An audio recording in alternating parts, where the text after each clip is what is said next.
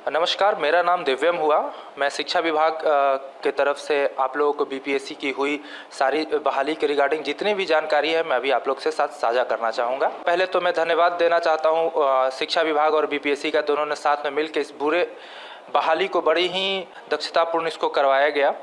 इस बहाली में बहुत सारे सवाल थे जिसके जवाब के लिए मैं आज आया हुआ हूँ कि कैसे इतने कम दिनों में, ये एक रिकॉर्ड है कि 6 दिनों में हमने 1,20,000 लोगों की बहाली हमने करवाई, उनकी काउंसलिंग भी करवाई और ट्रेनिंग भी शुरू हो चुका है और 2 तारीख को उनको प्रोविजनल ज्वाइनिंग लेटर भी दिया जाएगा हमारे माननीय मुख्यमंत्री जी के द्वारा। तो सबसे पहले जब बीपीएससी ने इसे रिज़ल्ट निकाला, 1,20,000 लोगों का रिज़ल्ट जब निकाला तो ये हमारे लिए एक बड़ा ही चैलेंजिंग पार्ट था, लोगों को तुरंत और फेयरफुल तरीके से उनका ज्वाइनिंग करवाने का। इस पूरे प्रोसेस के लिए हमने एक केंद्रीकृत सॉफ्टवेयर का निर्माण किया जो कि शिक्षा विभाग के तरफ से निर्माण करवाया गया था। तो सबसे पहले इसमें जो सवाल आता है रिजल्ट आने के बाद डिस्ट्रिक्ट एलोकेशन, तो डिस्ट्रिक्ट एलोकेशन जो हुआ है वो एक सॉफ्टवेयर के माध्यम से हुआ है जो कि एक ज्वाइंट वेंचर सॉफ्टवेयर था बीपीएससी और शिक्षा विभाग का। तो जब आप लोगों का रिजल्ट आया तो हमने उसको डिस्ट्रिक्ट एलोकेट किया। तो डिस्ट्रिक्ट एलोकेशन में जो हमने पैमाने यूज़ किए वो थे, सबसे पहला आपका मेरिट लिस्ट। तो जैसे कि सभी कैंडिडेट ने जब उन्होंने फॉर्म भरा था तो उन्होंने 3 शहर या 3 जगह का उन्होंने दिया था प्रोविज़न, जिसमें 1, 2, 3 ये तीनों निम्न इस प्रकार से थे, प्रायोरिटी के अनुसार से थे। तो जिसका मेरिट में ऊपर नंबर है, जैसे कि अगर आप टॉप करते हैं और आपका पहला प्रायोरिटी पटना था तो आपको पटना मिलेगा। लेकिन जो मेरिट में बहुत नीचे थे और जिनका तीनों जो शहर दिया गया था वो किसी कारणवश, क्योंकि ऊपर में मेरिट में ज़्यादा लोग थे, वो भर गया, तब अगर आप मेरिट में बहुत नीचे थे तो आपको रैंडमाइजेशन बेसिस पे बाद में डिस्ट्रिक्ट एलोकेट किया गया। और ये हमने सॉफ्टवेयर से बहुत ट्रायल रन हुआ था, उस ट्रायल रन के सफलतापूर्वक बाद आप लोगों को ये बांटा गया है। तो सबसे पहली बात इसमें हमने ध्यान रखा मेरिट। अगर आपका मेरिट ऊपर है तो आपको अपने, अगर आप टॉपर में हैं तो आपको अपना प्रथम जो आपने शहर चुना था वो आपको मिलेगा। अगर आप थोड़ा नीचे हैं तो आपको सेकंड, अगर थोड़ा और नीचे हैं तो थर्ड। अगर आपका जिला एग्जॉस्ट हो गया है, तीनों जिला जो कि आपने दिया था, और उसके बाद आपका मेरिट में बहुत नीचे नाम है, तो उसके बाद आपको जितने खाली जिले हैं उसमें आपको रैंडमली बेस्ड हमने दे दिया। तो this is the first part. अब सेकंड पार्ट हम लोग चलते हैं कि कैसे इस इतिहास को हमने रचा। 1,20,000 शिक्षकों की 6 दिनों में काउंसलिंग एंड डॉक्यूमेंट वेरिफिकेशन हमने इसको करवाया, जिसको लोग डीवी के नाम से भी जान रहे हैं। तो सबसे पहले कि इसके लिए हमने एक सॉफ्टवेयर का निर्माण करवाया और 38 जिला को ये सॉफ्टवेयर हमने दिया, जिन्होंने अलग अलग काउंटर पुश सॉफ्टवेयर के द्वारा आपका काउंसलिंग करवाया। हर जगह डीआरसीसी या डिस्ट्रिक्ट हेडक्वार्टर्स में उसके काउंटर्स बनाए गए थे।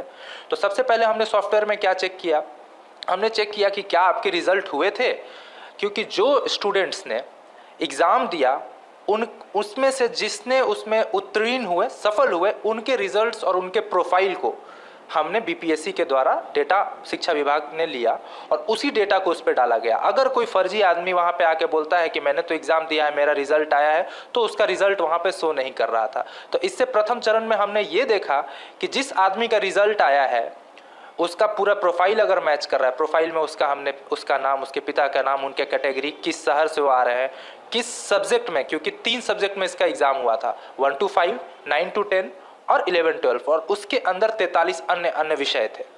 तो उसमें ये सारी चीज़ें आती थी कि अगर ये पर्सन 1 to 5 में इसमें एग्ज़ाम दिया है, उनके पिताजी का नाम X है, वो इस जगह से बिलोंग करते हैं, और साथ में वो फोटो जो उन्होंने बीपीएससी के एग्ज़ाम के समय अपलोड किया था और उनका वो सिग्नेचर, वो सारा चीज़ का प्रमाण हमारे अधिकारी जो जिला शिक्षा अधिकारी के साथ अन्य अधिकारियों ने मिलकर उसका जांच किया। अगर वो सही पाया जाता था तो उनको नेक्स्ट पायदान पे ले जाया जाता था। तो सॉफ्टवेयर का नेक्स्ट पायदान क्या होता था, आपका बायोमेट्रिक। तो इसमें हम लोग बायोमेट्रिक्स को चेक किए। वो बायोमेट्रिक था जो कि बीपीएससी के एग्ज़ाम देते के समय आपने वो बायोमेट्रिक दिया था, उस बायोमेट्रिक से आपका यहाँ पे बायोमेट्रिक मिलाया गया। अगर बायोमेट्रिक सेम पाया गया, इसका मतलब कि जो इंसान ने परीक्षा दिया वही इंसान यहाँ पे ज्वाइनिंग के लिए आया हुआ है। तो दूसरा ये। तीसरा हमने ये सबसे पहले, ये आज तक रिजल्ट में कभी नहीं हुआ था, आधार वेरिफिकेशन। तो ये बिहार में एक पहला हमने लिया कि जितने भी कैंडिडेट्स आए जिनका रिजल्ट आया उसका तीसरा सिक्योरिटी चेक लगा आधार वेरिफिकेशन। मान लीजिए कि कोई एक इंसान अजय नाम का है, वो जब इंसान आया, अजय नाम के तो बहुत सारे इंसान हो सकते हैं, तो वो आधार हमारा यूनिक आईडी है पूरे भारत में। तो क्या वो वही अजय है जिन्होंने एग्जाम दिया था, जिन्होंने बीपीएससी का फॉर्म भरा था? इसको भी हमने आधार के जरिए, आधार में मोबाइल ऑथेंटिकेशन के जरिए इसको हमने देखा। फिर चौथा स्टेप आता है डॉक्यूमेंट वेरिफिकेशन। डॉक्यूमेंट वेरिफिकेशन में हमने उस सारे डॉक्यूमेंट्स को आप से मंगवाए थे उत्तीर्ण छात्रों से जिन्होंने बीपीएससी पे अपना जो पुराना डॉक्यूमेंट अपलोड किया था। जब वो बीपीएससी में अपना डॉक्यूमेंट अपलोड कर रहे थे तब डॉक्यूमेंट में बीपीएससी का वाटरमार्क आया था। तो उन सारे डॉक्यूमेंट्स को हमने जो चेकलिस्ट था उससे मिलान किया। तो इसमें बहुत लोग थे जिन्होंने बीएड किया और 1 to 5 में जिनका सिलेक्शन हो गया, उनके वो डॉक्यूमेंट वेरिफिकेशन के लिए आए, उनको हटाया गया ना। 11-12 में बहुत सारे ऐसे अभ्यर्थी थे जिन्होंने स्टेट पास नहीं किया था बट समहाउ बीपीएससी के एग्जाम में उत्तीर्ण हो गए थे, वैसे भी लोग डॉक्यूमेंट वेरिफिकेशन में हटाए गए हैं। इन सभी का डेटा है हमारे पास, जरूरत आने पे अपर अथॉरिटीज़ के हिसाब से उसको पब्लिक किया जाएगा। तो इस तरीके से हमने बहुत लेवल पर डॉक्यूमेंट वेरिफिकेशन किया। जैसा कि एग्जाम के समय डॉक्यूमेंट वेरिफिकेशन का चेकलिस्ट दिया गया था, विभाग के द्वारा भी प्रसारित किया गया था। जब डॉक्यूमेंट वेरिफिकेशन हुआ तो उनका एक काउंसलिंग लेटर जारी हुआ था। उस काउंसलिंग लेटर में क्यूआर कोड ऊपर में था, आपने देखा होगा, ये भी एक नए तरीके का इनिशिएटिव था। तो आप लोग पूछना चाहेंगे कि क्यूआर कोड से क्या हुआ?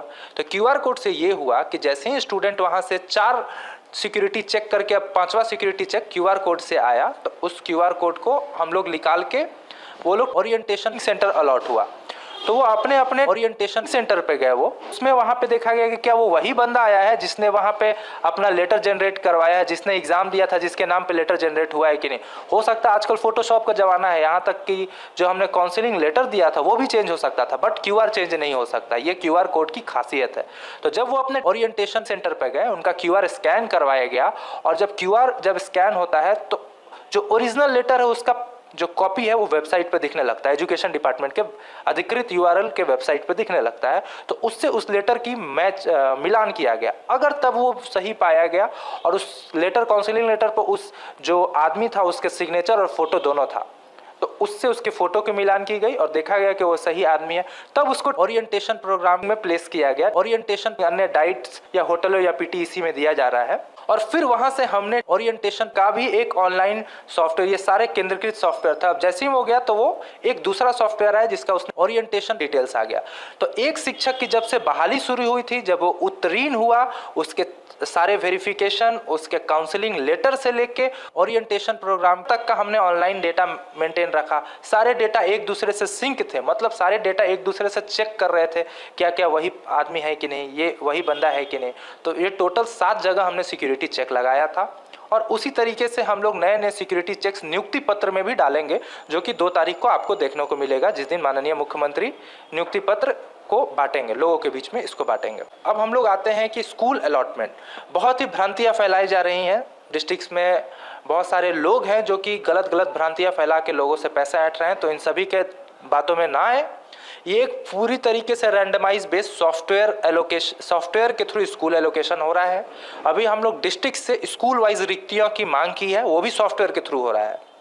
तो सारे डिस्ट्रिक्ट स्कूल वाइज रिक्तियाँ, सब्जेक्ट वाइज रिक्तियाँ अभी हमारे पोर्टल पे अपलोड कर रहे हैं, जिसको हम लोग हेडक्वार्टर्स में, मतलब कि सचिवालय में हमारे 6 डिप्टी डायरेक्टर और उनके साथ अन्य टीम बैठ के उन सारी रिक्तियों की डबल वेरिफिकेशन करेगा। और जब हम इससे संतुष्टि पाएंगे कि हमारी जितनी रिक्तियाँ स्कूल में थी वो सारी सही हैं, उसके बाद स्कूल वाइज लोगों का हम लोग सॉफ्टवेयर के थ्रू प्लेसमेंट करेंगे। और ये एक रैंडमाइजेशन के थ्रू होगा, जिसका एल्गोरिदम भी आप लोगों को जब स्कूल का बंटवारा हो जाएगा तो आपको पब्लिक कर दिया जाएगा। तो इसमें सबसे पहले तो मैं बताना चाहता हूँ कि मानव का, मतलब ह्यूमन इंटरफेरेंस जिसको बोलते हैं, मतलब मानव का दखल अंदाजी इसमें कहीं नहीं है। सारी चीज़ें सॉफ्टवेयर से बनाई जा रही हैं, और वो जो सॉफ्टवेयर होता है वो भी रैंडमाइजेशन बेसिस पे या कुछ सेट पैरामीटर्स पे चलता है। तो छेड़खानी करना बहुत ही मुश्किल है, ना के बराबर है। और जहाँ तक कि सिक्योरिटी चेक की बात है, जैसे बहुत लोग बोल रहे हैं कि दूसरे जो कैंडिडेट पास नहीं किए हैं वो ज्वाइन कर गए हैं, वो भी एक नकारात्मक पहलू फैलाई जा रही है लोगों के द्वारा। क्योंकि हमने जो 6 सिक्योरिटी चेक की मैंने बात की, वो 6 सिक्योरिटी चेक जैसे कि आधार, बायोमेट्रिक और उनका प्रोफाइल, ये 6 सिक्योरिटी के कारण उस चीज़ को भी हमने नलीफाई कर दिया है। नेलिजिबल नहीं, नलीफाई, मतलब वो 0% है। और मुझे लगता है इसके साथ मैंने जितने भी चीज़ें चल रही हैं मार्केट में, उस चीज़ को मैं यहाँ पर समाप्त करता हूँ। ये बहुत ही कम दिनों में 1.5 लाख लोगों का हमने रिजल्ट निकाला। मतलब बीपीएससी को मैं इसके लिए बधाई देना चाहता हूं। और उसके बाद मैं शिक्षा विभाग को बधाई देना चाहता हूं कि रिकॉर्ड 6 दिनों में दिन रात हमने मेहनत करके 1,20,000 लोगों का हमने ऑनलाइन काउंसलिंग करवाया। डिस्ट्रिक्ट में उनको हमने कॉलेजेस के साथ टैग किया, उनकी ओरिएंटेशन करवाई और कुछ दिनों में ही अब हम उनका सॉफ्टवेयर के माध्यम से स्कूल अलॉटमेंट भी करेंगे। तो सबसे पहले तो मैं आश्वस्त करना चाहता हूं कि ये जो पूरा प्रोसेस है सॉफ्टवेयर के थ्रू है, तो इसमें किसी तरीके की गड़बड़ी नहीं की गई है। और आप लोग बेचैन ना हो, आप लोग बातों में ना आए, आप लोग अफवाहों में ना आए। अगर आपको किसी चीज़ की जानकारी चाहिए, ऑथेंटिक जानकारी चाहिए, तो विभाग का, शिक्षा विभाग का अपना कमांड एंड कंट्रोल सेंटर है, जिसमें हम लोग जितना भी शिक्षा विभाग से रिलेटेड क्वेरीज, प्रॉब्लम, उन सभी चीज़ों का समाधान करते हैं। जब आप लोग कल को शिक्षक बनिएगा, आप अपने प्रॉब्लम भी इस पे साझा कर सकते हैं। तो इसका नंबर आप लोग नोट कर लीजिए, 14417। अगर आपको नियुक्ति के लिए या शिक्षा विभाग से जुड़े अन्य या किसी भी अन्य शिकायतों या क्वेरीज को आपको जानना है, तो अफवाहों में ना आए, इस नंबर पर कॉल करें, आपको इसकी सटीक जानकारी दी जाएगी। धन्यवाद।